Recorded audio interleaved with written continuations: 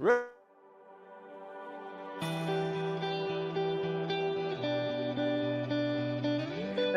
actually, that makes total sense. Yeah. Because I know me. You know, so that's our life mission. That's the McShinn's mission. You don't have to understand my boundaries to respect them. Well, no, I'm the president, co-founder of McShinn, a person in long-term recovery from substance use disorders. How do you go about fixing the damage in the trust between the family after you get out? Okay, I gotta work on that. Celebrating my 6 months. Didn't have a cake. Yeah.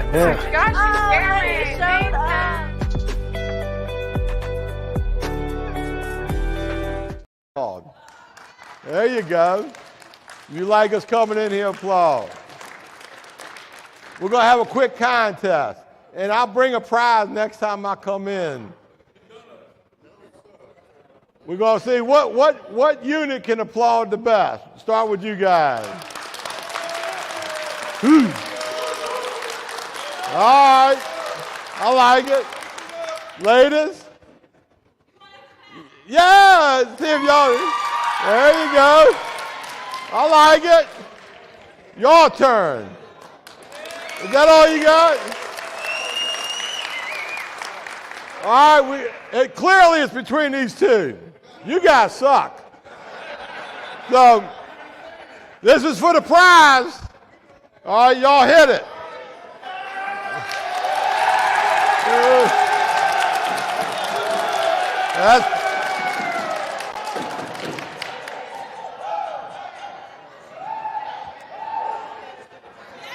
All right, y'all ready? Are they allowed to go at it? They didn't hear what I said? This is we're having a face-off. Who's going to do the loudest gets the prize. You just heard them. Yeah, but y'all female, y'all can scream loud, man. Y'all ready? Let me see what you got. Hit it.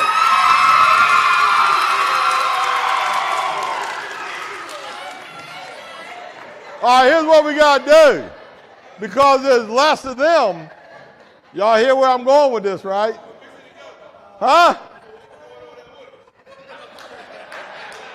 No, I think given the amount of the body count, I think they win, man. I mean, yeah.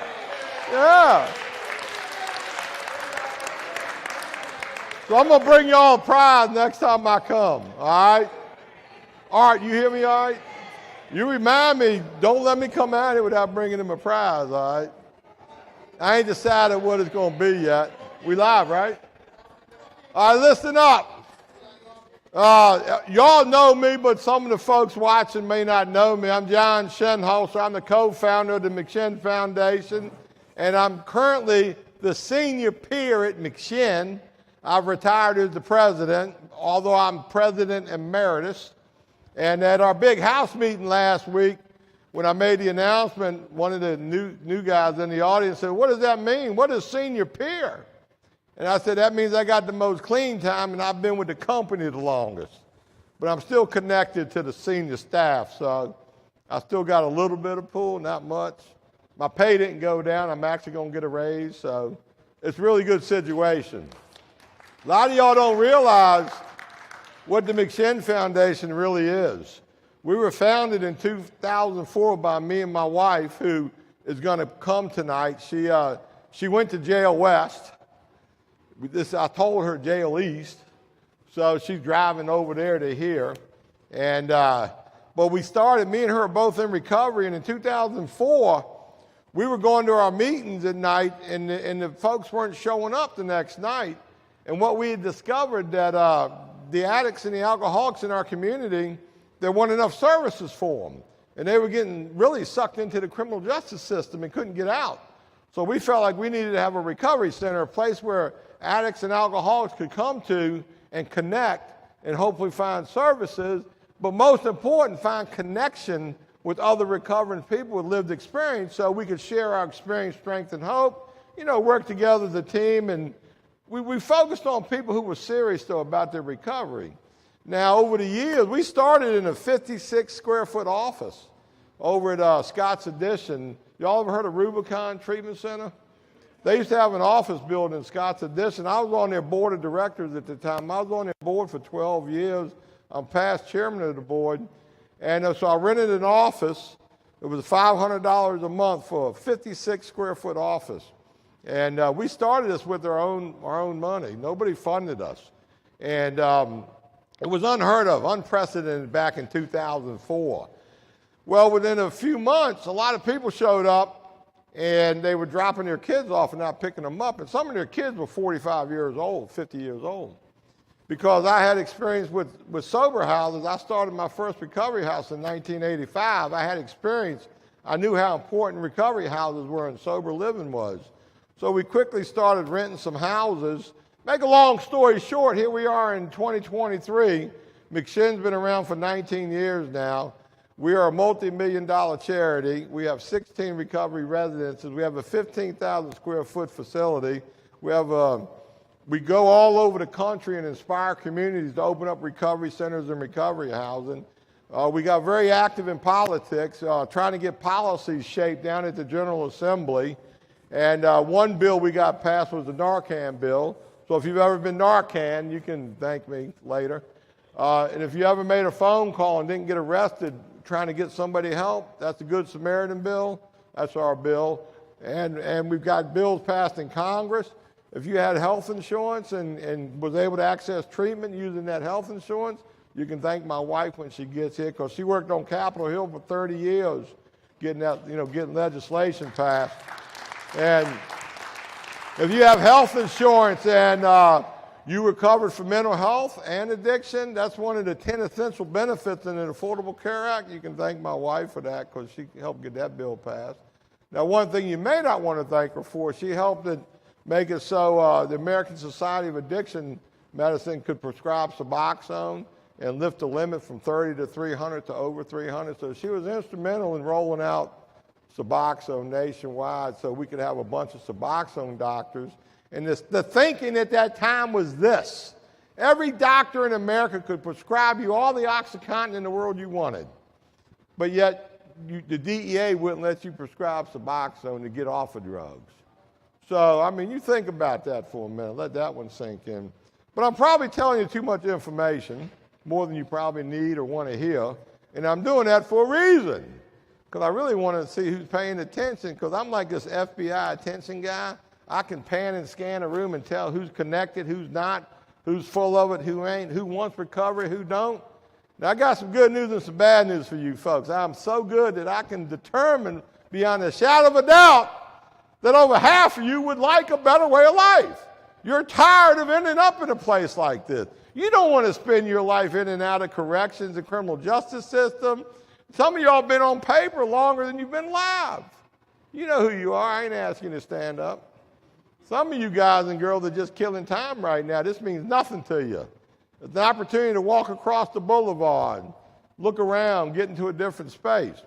Well, guess what? I'm glad you're here also, because I happen to know we got a really good speaker tonight. This man, I've known him for quite a few years. It's a special night for him. He lives in Northern Virginia, by the way.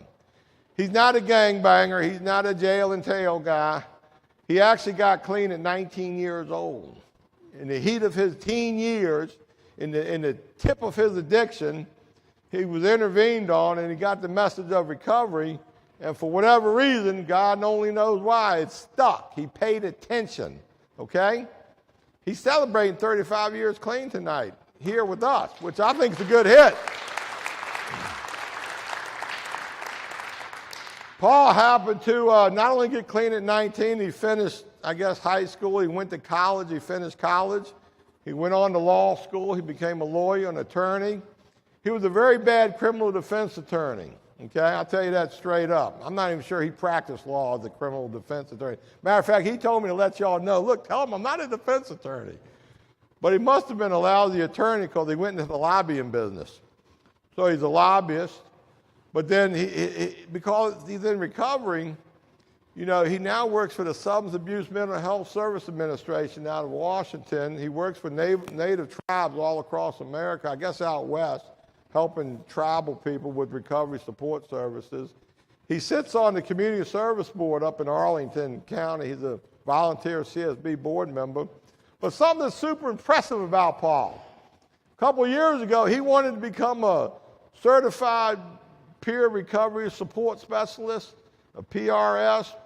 You got to take a 72-hour class, which I'm very proud to say that McShin Foundation, myself, helped actually get that training into place. And I actually worked on the committee that formed that test, and they didn't pay any attention to me, though, because I could have done what they do in 72 hours in 16 hours, but they wanted to overcomplicate it. That's a different story for a different day. But he drove down from Northern Virginia religiously to take the 72-hour class. Many times he'd spend the night with me and my wife over at our house. You know, he's that close of a friend, he can stay at the house. I have a dog that bites him every time he comes through the door, but she bites everybody. I'd like to show you videos of it. You've seen Elsie. Oh, yeah, I ain't lying, man. She'll think you're her buddy. She'll lay down, roll over, and the minute you get up, man, she grab you on the back. Welcome, Russ. Russ been bit a few times. And but more than that, he volunteered. How many was it? 400 hours? 500 hours? 500 hours he did volunteer service at McShin. Think about that. Who does that? You know, and I'd almost swear I had to ask him, you just not like your wife and kids, man, or what the hell? But, he does the work. The man's for real. He's serious. He's super sincere about carrying that message of hope that any addict can stop using drugs, lose that desire to use drugs, and find a new way to live. I mean, this guy's a committed warrior in recovery. And he thought, what's a good spot to share my story, and how can I, celebrate my 35 years clean? I said, I got just a place for you. I got the most attentive people in a program in an institution in Virginia, man, right here at the RISE program, Henrico County Jail. So he fought that beltway traffic to come down here in time to share his experience, strength, and hope with you. So, without too much taking up his time, I happen to know he don't talk forever, so I felt like I needed to fill in a few little pieces here for you. How about a warm rise welcome for Paul K.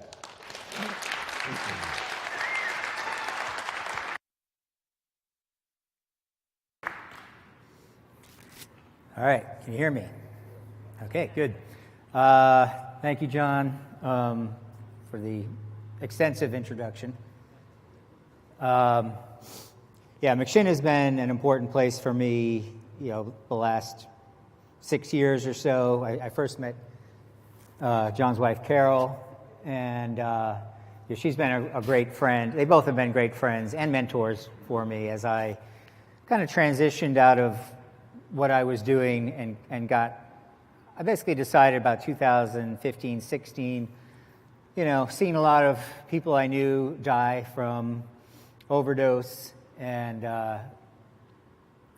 wanted to kind of align my career and my personal experience, more. And they've been great helps in helping me network and kind of learn the ropes of recovery advocacy. I've done advocacy for local governments and various public entities and utilities and things like that. It's much more gratifying to me to be working on behalf of the recovery community, whether it be on issues like housing, jobs, training, getting other kinds of support for people in recovery, particularly early in recovery, because there's a lot of need out there. And those needs tend to, in my experience, recovery is kind of the last thing funded. I mean, people understandably work on prevention and treatment, but the return on investment of recovery supports is through the roof. Because if you can support someone in early recovery, like I was, the chances of relapse are obviously far less. And when someone relapses, obviously, best case scenario, they're using different services once again if they live. And these days, a lot of people are not living once if they do have a relapse, recurrence of use. I'll just tell a little bit about my story. I started using 13, 14 pretty regularly. What I'll say about when I used, whether it was alcohol or other substances, marijuana at first and then progressing onwards, I liked the way it made me feel. I always felt out of place, insecure, fearful, self-conscious, like I didn't belong. You know, I had a pretty good family situation. There's a lot of alcoholism in my family, but I can't say that I went through any kind of major trauma or abuse, like I know some people do. But you know, there was something missing, definitely. Lack of emotional connection, and yeah, just that fear and anxiety just kept kind of growing as I got older, particularly like after like 11, 12. And when I drank, when I used, that was gone. That feeling was gone. I felt comfortable in my own skin. It was easier to talk to people. And those feelings went away. And so I used things on the outside to change how I felt on the inside. And that's something that carried all the way through my addiction. And you know, I hope people will relate to kind of the feelings and what I went through in my addiction more than some of the specifics, because we all have different stories, specifics, but I have found over the years that you know, if someone is an addict, I know a whole lot about them. They know a whole lot about me. Whatever backgrounds we come from. So my use continued through high school, progressed from 9th grade, 9, 10, 11, 12. I went to 3 different schools. I did a couple of what we call geographic cures. And we actually went away to school my sophomore and junior year. And but everything continued, the progression continued. Harder drugs, using more often.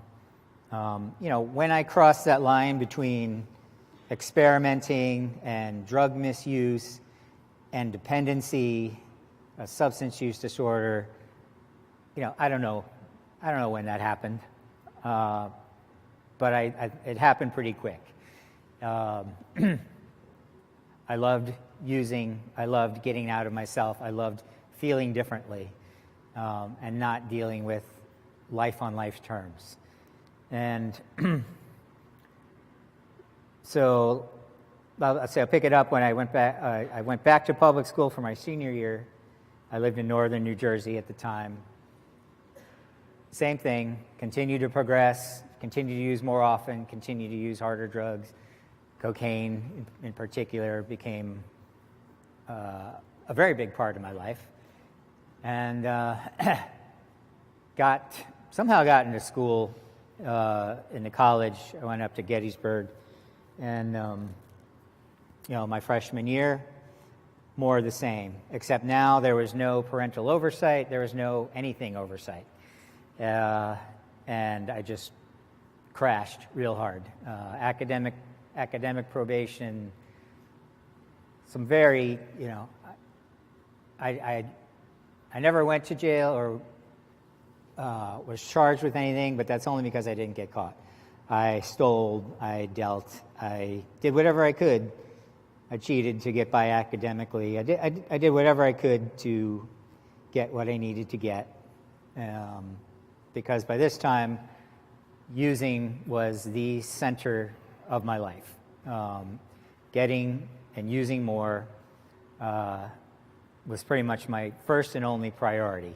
And the other priorities were all to make that happen, whether it be getting by academically, getting money.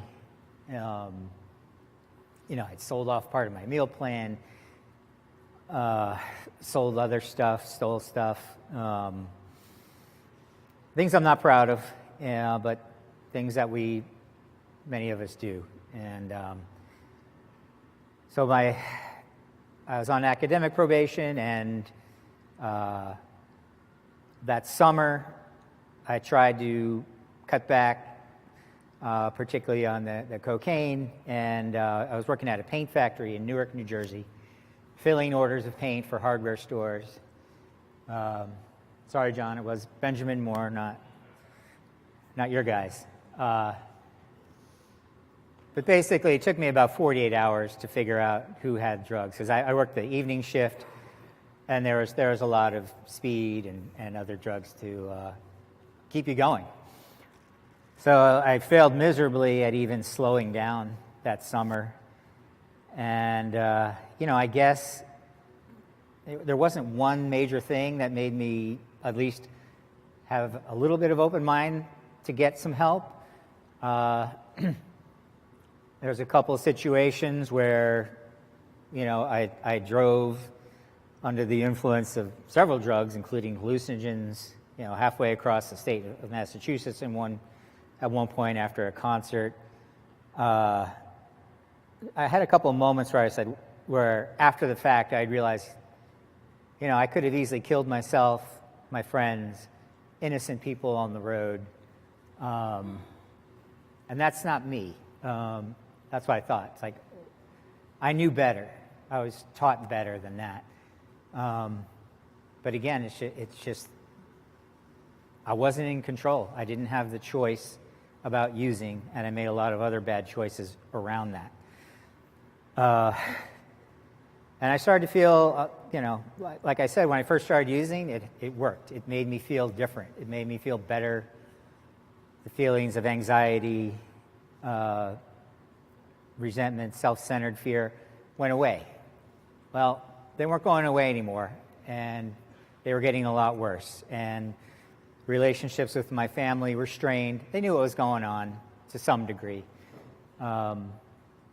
And my circle of friends got smaller and smaller and smaller because there were just less and less people that were using the way I was using. It was clearly not recreational anymore. I was selling psychedelics and, again, doing other things to get what I needed to get. And I don't know, something came over me toward the end of that summer. I just knew I wasn't going to make it. Something was going to happen. Either I was going to get arrested, kicked out of school, fail out of school. I knew I wasn't going to make it, because I had barely made it through my freshman year. So I got a little bit honest with my mother, who was a social worker, and kind of familiar with, the treatment options. And long story short, I went to treatment. Ended up going 60 days. I was on an adolescent unit. I was 19, so a little older than most of the people on the unit, but emotionally I was certainly an adolescent. And, it was a good experience. That's when I was first introduced to 12-step programs, AA, NA. My pathway is abstinence-based 12-step programs. Both AA and NA have been part of my recovery for the entire 35 years. More of one program and another at different times, depending on what was available. NA, I was talking with John on the way up here. A couple places I lived, NA was still, in its infancy, getting established. But thankfully, both programs are very strong and healthy, especially in areas like Richmond. So I guess one of the first meetings I went to after I got through detox was a speaker meeting, and it was probably maybe not quite as big as this, maybe 100 people. I saw 100 people doing what I had been unable to do, which is not use. And again, I hadn't tried to completely not use. I just tried to use less and use less of certain things, and wasn't able to do that for more than a day or two. So the powerlessness of my disease was taught to me, and the unmanageability, maybe I didn't see that as much because I was only 19. I hadn't lost a family. I didn't have kids. I didn't have as much to lose yet as maybe some other people did who got clean later. But like I said, my family and my friends, relationships were not good. There was no trust anymore. There was no honest communication. So I went back home, got a sponsor. I lived at home for a while. Kind of was on that pink cloud. I felt better physically, mentally. I was down to about 129 pounds when I quit. I was largely on that cocaine and alcohol diet. Very unhealthy, sick a lot, and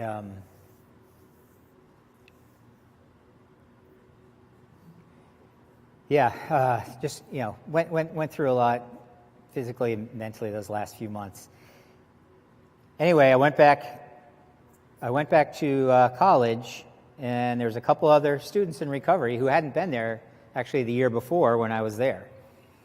So there's three of us. And in March of that year, that's 1988, I picked up again. Now, why did I pick up again? Well, at the time, I decided I didn't like the two other students, and there are other people in recovery in town, and I decided I didn't really like them or I didn't relate to them, and made excuses, went to meetings late, left early. Bottom line, didn't connect with people, didn't allow them to know me, didn't get to know them. You'll hear a lot that the opposite of addiction is connection, and I think there's a lot to that. There's a lot of different types of connection with other people, with a higher power, whatever you call that, whatever you believe in. For me, my higher power has always been the fellowships of AA and NA. I believe there's something else beyond that, but I don't assign it a name, a gender, anything like that. I just believe there is one, and it's not me, because that's what I was told early on.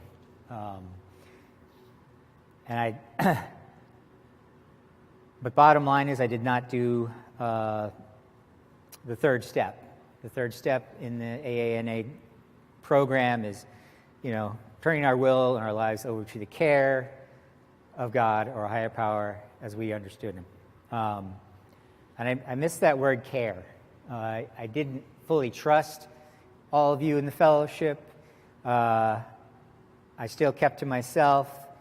I was still guarded. And it was still hard for me to believe that all these people had my best interest in mind. Like, what did they want from me?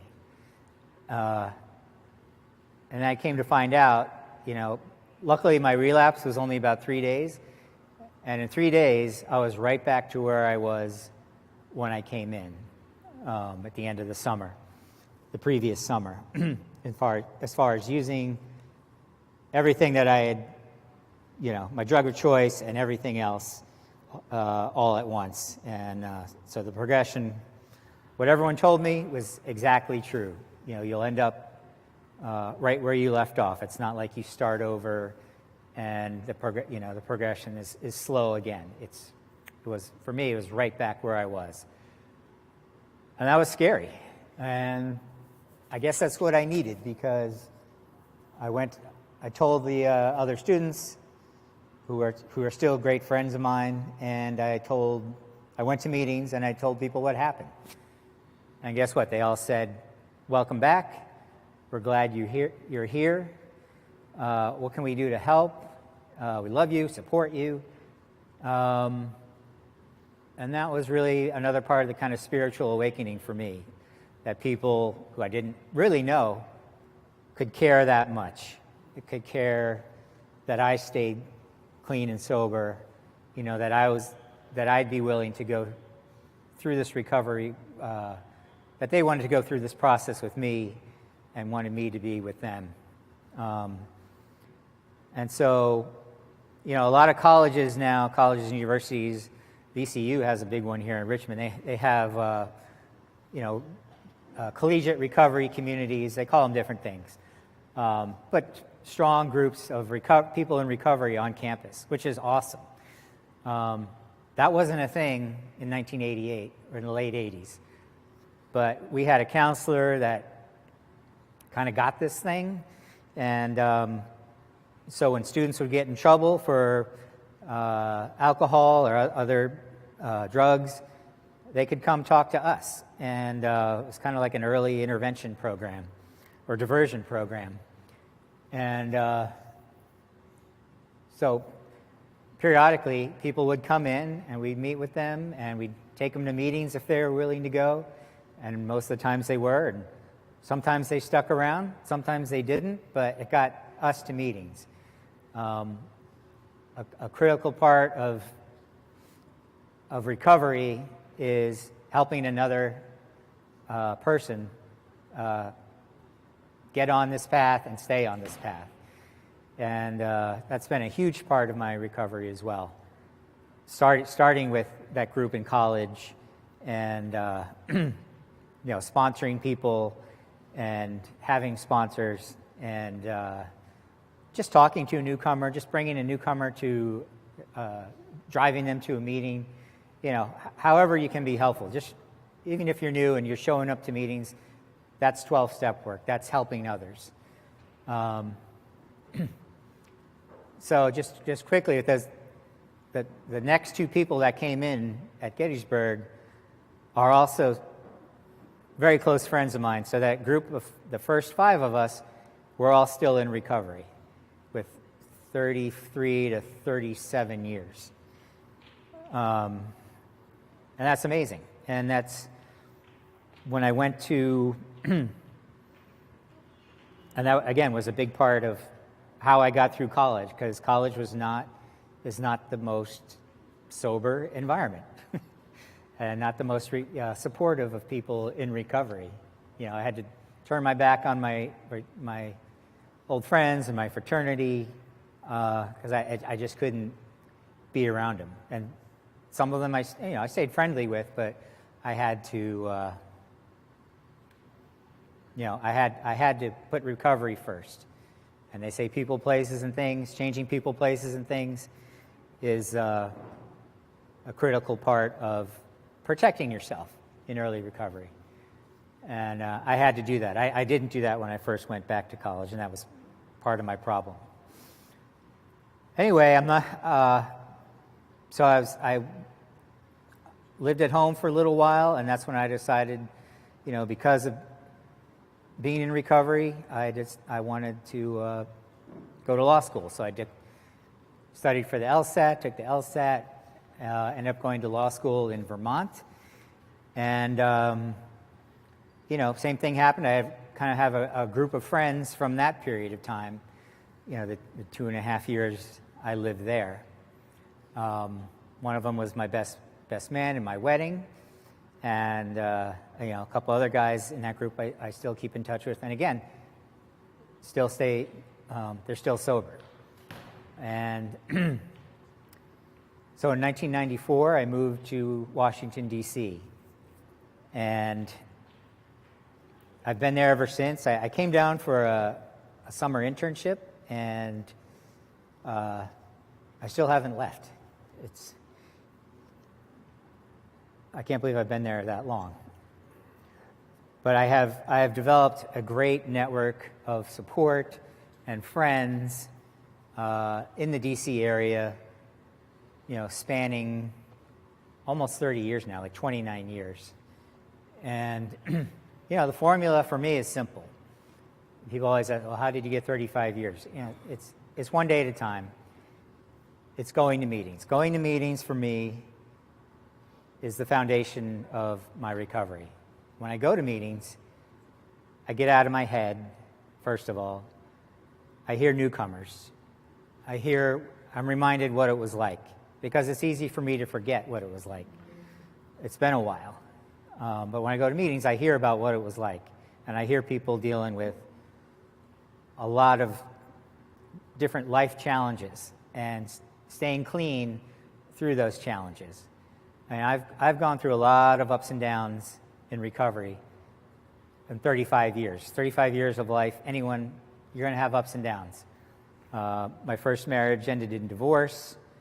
No kids, but it was a tough time. Then I met my current wife. We've been married 20 years. That's obviously been a huge gift, and our 3 children have been a huge gift. I have a senior in high school. He's actually going to start down here at VCU in August. I've got another son who's a sophomore, and my daughter is just turned 13. And that's probably the biggest fear in my life right now is my 13-year-old daughter, because she's crazy, and I don't know how to handle the hormones and the social circles and the emotions. I just got to hand her off to mom a lot, but obviously try to be there, try to listen, but I'm not well equipped. I'll admit that.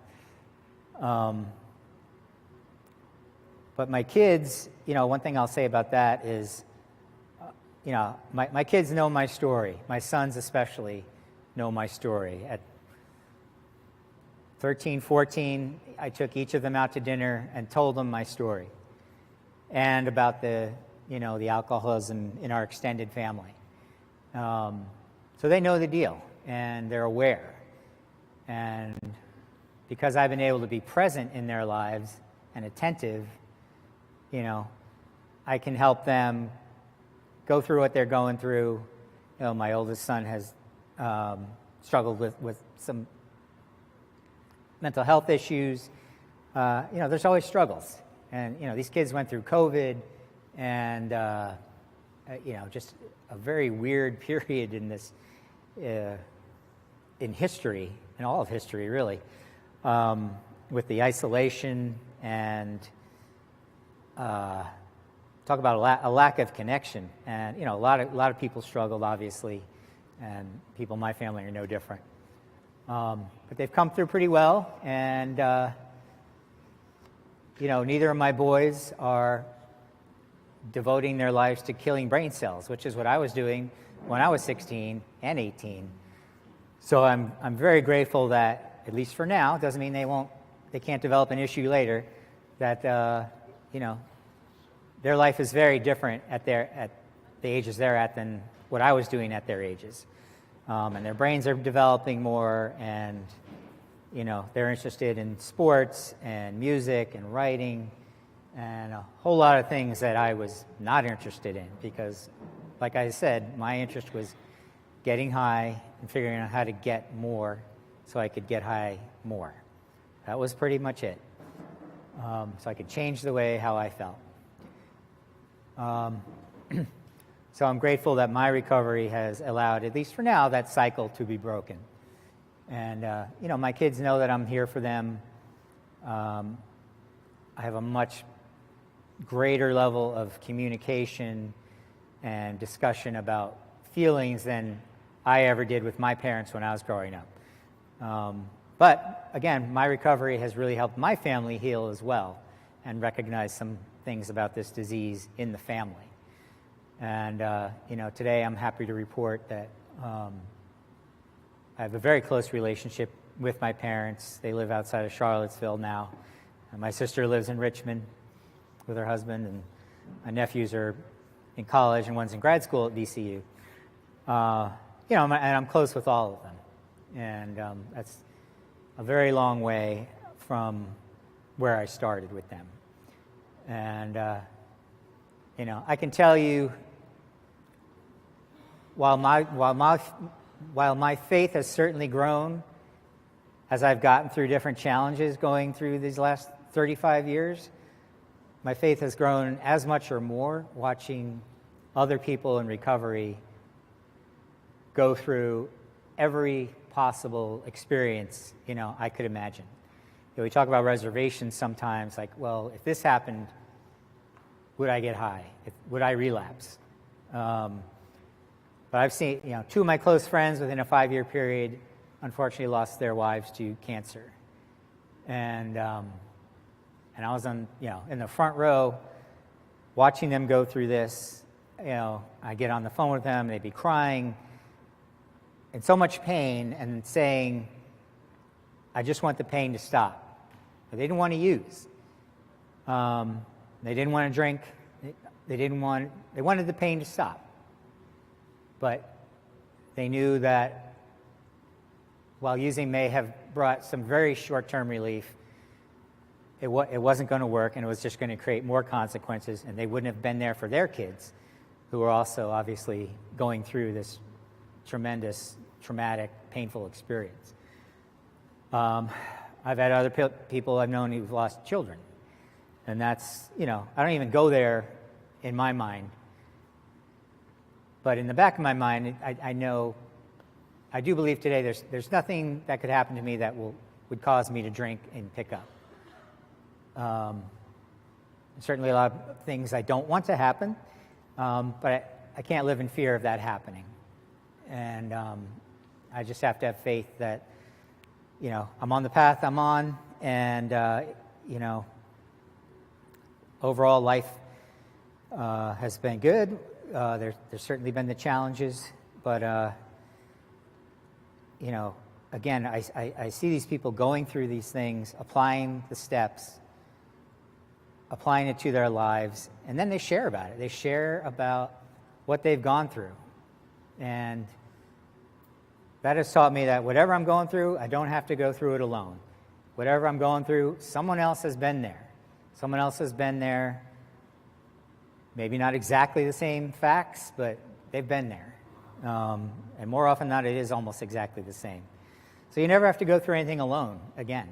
And that is a great gift of the program.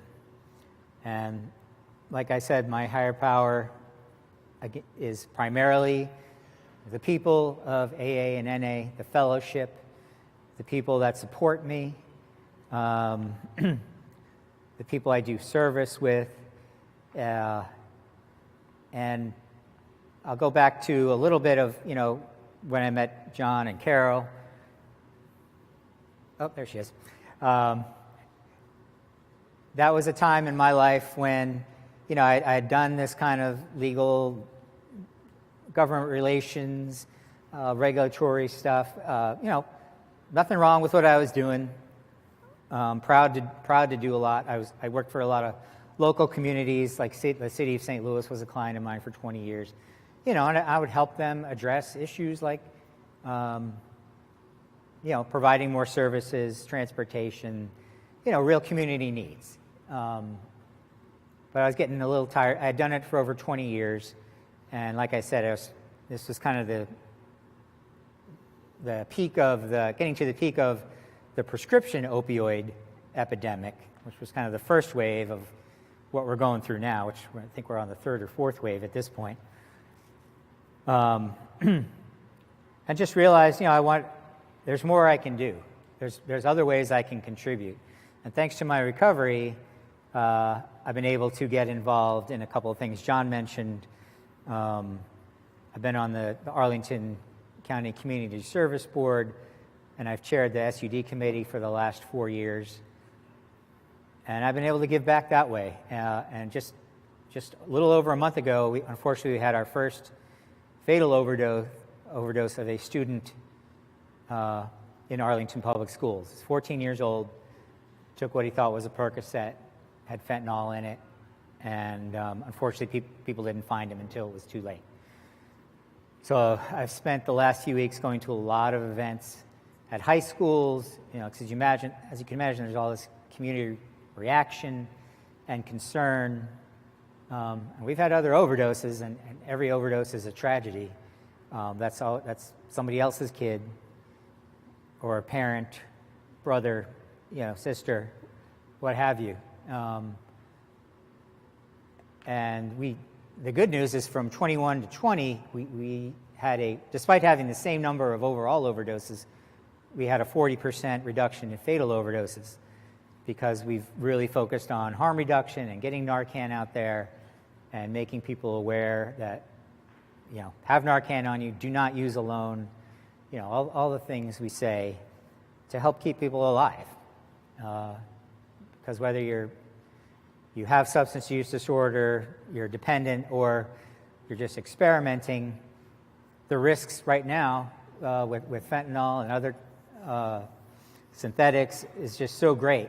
You know, it's very different from when I was using in the 80s. The risks are just so much higher. So we really try and keep people alive, first and foremost, till hopefully they're ready to get help someday. But it's tough because, like I said, we had that reduction, and then the next weekend there was a batch of overdoses, including 2 fatalities, and we had this student. And there's a lot of misinformation out there, and you know, so I've been going to these events trying to make sure parents and students have the right information. And I've also been involved in. I'm also involved in a couple of efforts. We're trying to get more recovery housing up in Northern Virginia.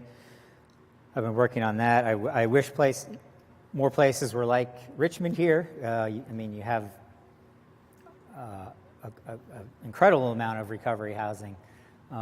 It's just harder to get started up in Northern Virginia. It's more costlier, and we just don't have as many people with the experience like John Carroll of starting an RCO and getting recovery housing off the ground. But we're working on it. And so with my career, I've done many other, a few different jobs. I worked at a men's recovery house. I worked at a national nonprofit that focused on curbing the impacts of the drug epidemic for about a year and a half. And then for last year and a half, I've worked at SAMHSA. And as John mentioned, I have the privilege of working with tribes and tribal communities. My area is California and Alaska, helping them address, again, the drug misuse crisis, overdose crisis, whatever you want to call it. And I work with a lot of people in recovery from those communities, and it's great to get to know them on a personal level and share our stories and hear about their different cultural beliefs and how they apply that to recovery, and communicating with the community about addiction and fighting the stigma that's out there. It's out there in American Indian, Alaska Native communities as well as the resistance to harm reduction, to some types of harm reduction, where some people will see it as enabling drug use and encouraging drug use when that is not what it is. So we put on a virtual harm reduction conference last August that went great, and we're working on a tribal recovery conference for later this year, recovery summit. So it's a real privilege to do that type of work, and just help communities, just like I'm trying to do with Arlington, figure out where the needs are, where the gaps are, help them get what they need to be effective, to save lives, to get more people into treatment, and to support more people in recovery, providing them whatever they need, whether it be housing, transportation, job training, education, continuing MAT, whatever the needs are. And there are a lot of needs. But it's gratifying work, but it's not a substitute for my own recovery. I still need to do my own thing, work with my network, my sponsor, on my own recovery, stay on top of my own emotions, feelings, and get out and again help others, whether it's just talking to someone after a meeting, sponsoring someone, it doesn't matter. Just get out of my head, help another person. That is definitely another keystone to what has worked for me. So I guess in wrapping up, I would say, again, my addiction was, the core of my addiction was, again, using things on the outside to change how I felt on the inside. Recovery has shown me that I can change how I feel on the inside. I need help. I need help from others, and that help is out there in many different forms. I've needed special counseling. I've been on antidepressants at different times in my recovery, there's no shame in getting whatever help you need. So I would encourage anyone to keep that in mind. And recovery has been wonderful. It's been challenging, painful. There's been plenty of times in my life when things have not gone my way, and I start to think, oh, I'm not going to get what I want, or I'm going to lose what I got. But when I do that, I'm not in the moment. I'm not putting things into perspective. So I put things in perspective by going to meetings, talking to people like John and Carol, and dozens and dozens of other people I have like them that I'm fortunate to have in my life, that I can call and just talk about whatever I'm feeling. And I get calls from other people the same way, and I can listen and say, I can relate, and I'm here for you. And it's really pretty simple in that respect. It is a simple program. It is not easy. Not easy at all. At times it's very challenging. But again, I've seen people go through incredible challenges and stay clean, stay sober. And there's nothing special about me staying up here with 35 years. I believe any of you can stay clean as long as you want to. If you really want it and are willing to do the work to get it, because it's not easy. It does require a lot of work, and it's very painful at times going through stuff and examining yourself and the history, family history for me and all that stuff. But it's worth it. It's worth it. So I hope you all stick with it. It's great that you have this kind of opportunity here. I've spoken at a couple other recovery pods. I think the last one was with Carol at Paul Monkey. So I'm really grateful to be here. I appreciate you all listening, and thank you. Wow.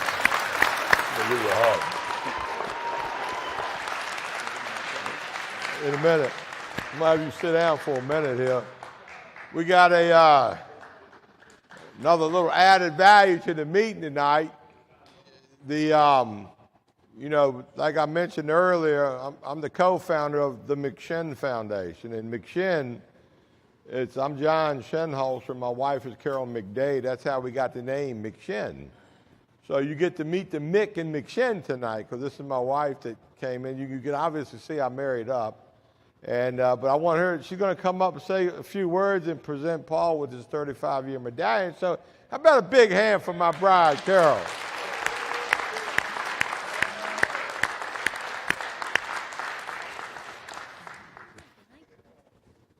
What do you think, boys? Hi, everyone. I'm Carol, and I'm an addict. Hey, Carol. And, we have a saying in recovery that I invite you to join me in tonight. We can start our day over at any time during the course of the day. And I took myself and my car from Hanover County over to the other jail, at Jail West. Can everybody hear? Okay, good. Yeah, so I came over to Jail West instead of here, so that's why you saw me charging in late tonight. And I'm going to start my day over. And I'm so honored to be with all of you tonight. A couple of you women I recognize, and I just want you to know that, the force be with you. You can get this done. This does not have to be your story coming here over and over again. On the other hand, it's one of the best treatment programs we have in Richmond that's here. So congratulations, however you found yourself. The jail-based program here is literally one of the best in the country. But I wanted to share a little bit, some other recovery capital kind of stuff with you guys while I'm here, and then I'm going to present Paul his medallion.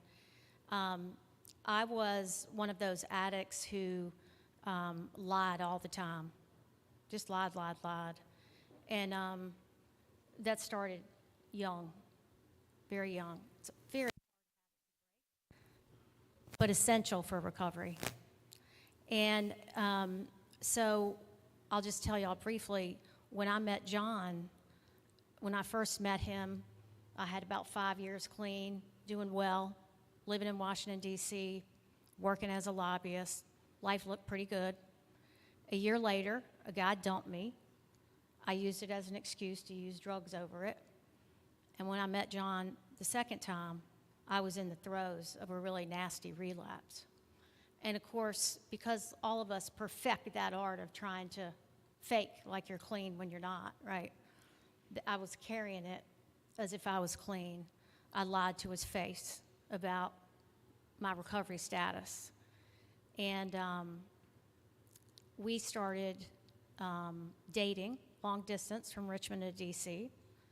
And it's easy to pull the wool over someone's eyes when you're not right up on them all the time, right? You're not living in the same house. You're not dating all the time. And so we would switch houses and switch weekends.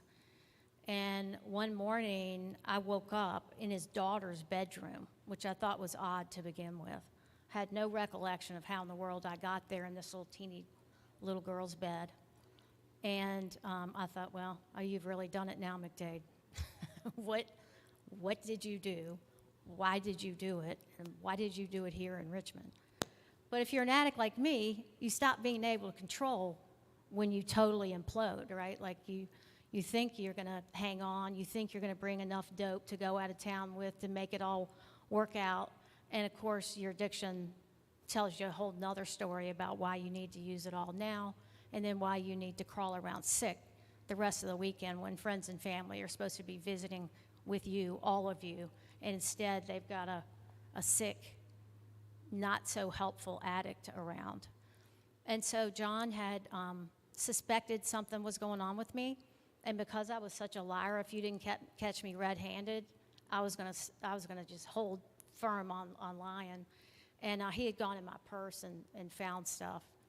And you know, at that point, I was in my work. I was representing all of these addiction treatment centers, national ones like Hazel and Betty Ford.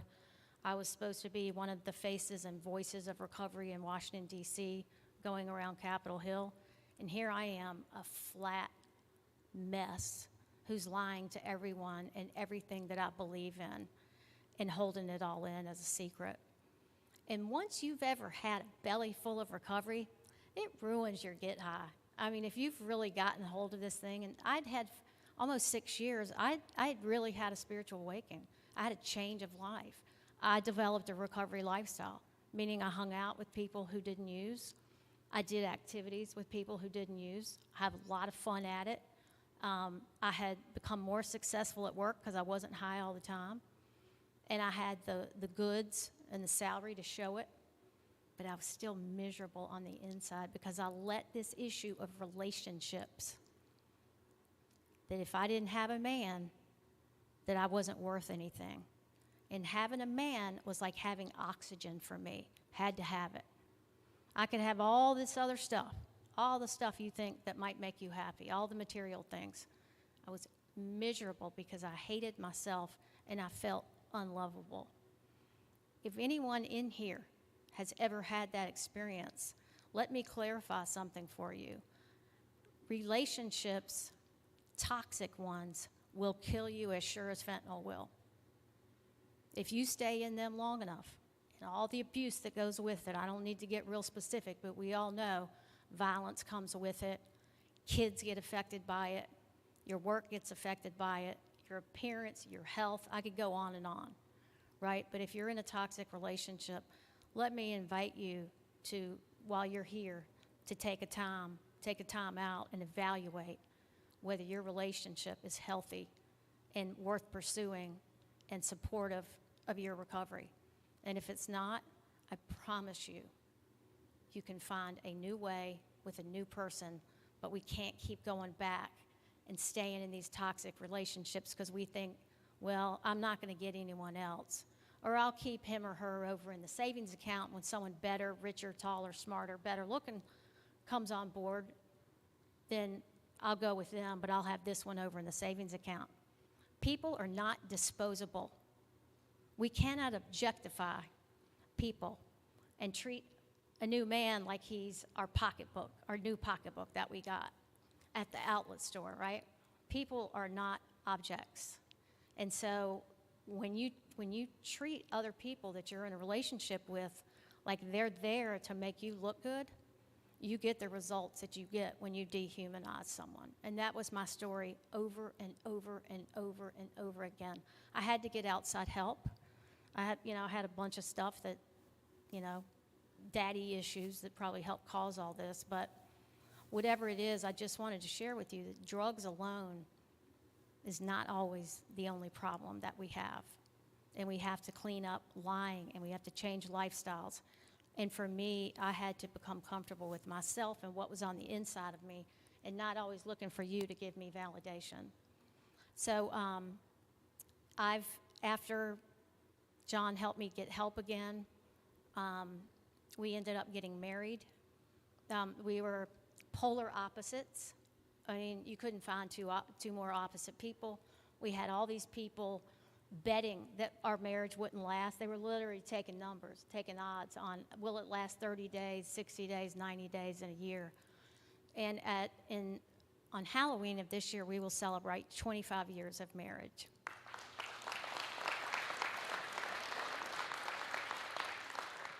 And it's not a conventional marriage, I will tell you that. We're oftentimes in a lot of different places, but it works for us.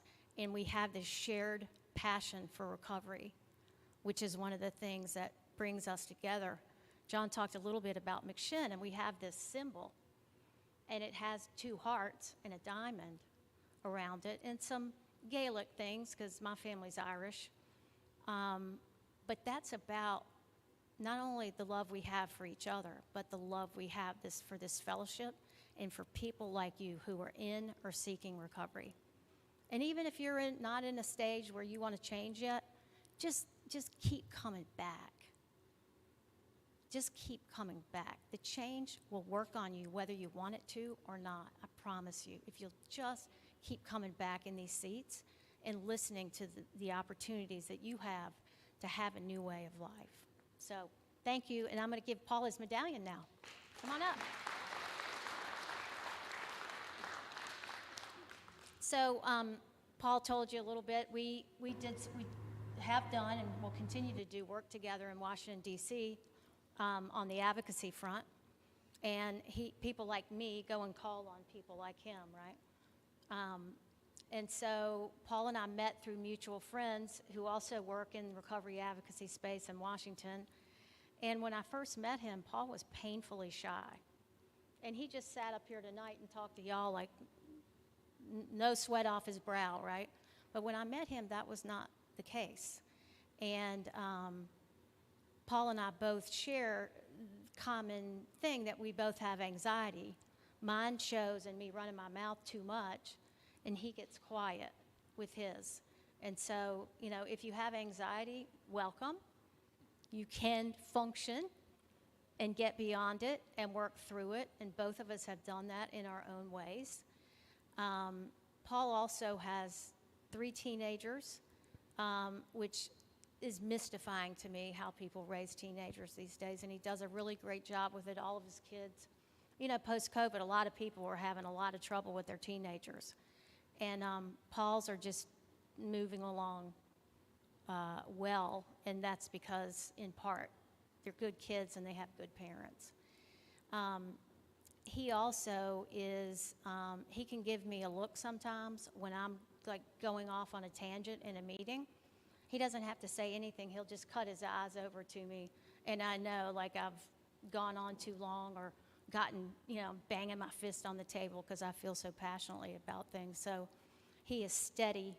He's also got great discernment. And what I mean by discernment is he can look at a situation and see exactly what's needed, by whom, at what time. He doesn't come in trying to showboat and tell you everything he knows. He looks, he listens, and he learns from listening. And one of the things my first sponsor in recovery told me, that we have 2 ears and 1 mouth for a reason. We're supposed to listen twice as much as we talk. And that's been a lesson I've had to learn over time from making mistakes about doing this too much. So Paul is a gentle but he's no pushover, and he feels very strongly about recovery. He could be out at a fancy restaurant with his selected old-timer friends in Arlington, Virginia, having a big time at a dinner celebrating 35 years clean, but instead, he is here with you, and that tells you about the kind of man he is. He has integrity and honesty and decency, and like John and I, he has a passion to help people who want, and even maybe if you don't want, we want to bring you in anyways, to help people who want recovery change their life. It is what makes us tick. And I am so proud to have, and honored that Paul asked me to give him his 35-year medallion. If you don't think clean time matters, get you some and see how you feel about it. Clean time is important. It's not the only thing about recovery, but it sure helps you get a good running start. So Paul, let me hand you your 35-year medallion. You've earned it. Yep. Thank you. Do you want to read it? Do you want to read it for people? Do you want to read what's on it? Can you read it? I gotta get my glasses. Self-service in society. I want to clarify something while he gets his glasses on. Ladies, it's nice to fan the man of your dreams, be married for 25 years. I know that sounds like a good hit to you, but for you men, I want to remind you them of 25 dog years. So thought y'all appreciate that, man. But they've been good dog years. Let me clear that up. What are you going to read for them? All right. Am I back on? Yeah. All right, so this is the NA medallion on one side with the diamond in the circle. Self, God, society, service, and in the inside, freedom and goodwill. The other side says that no addict seeking recovery need ever die. My gratitude speaks when I care and when I share with others the NA way.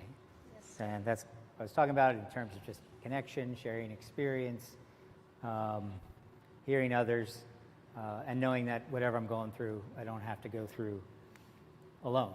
Other people have been there, and other people have been there for me. people like John and Carol. So thank you again. Thank you.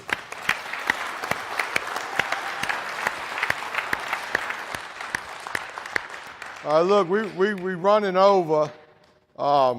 Marshall will be back next time we come. The hype man will be back. He's long recovery. I know y'all miss him a lot. I know he watches every one of these. He's been out since he was last here. So Marshall, we're looking forward to you next time we come back here. When we come back, got to bring the ladies a prize. I ain't decided what it's going to be yet.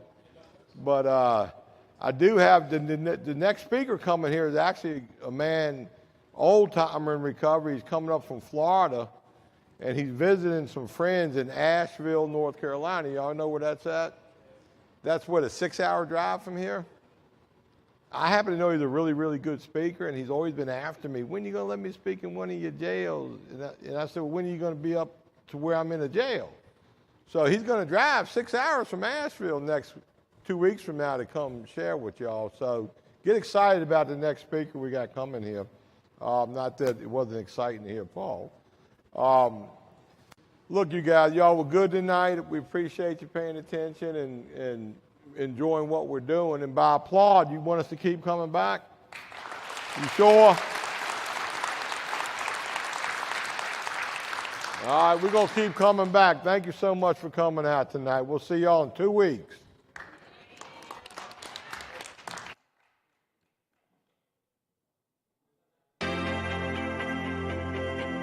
Here at McShin, we believe in the McShin way.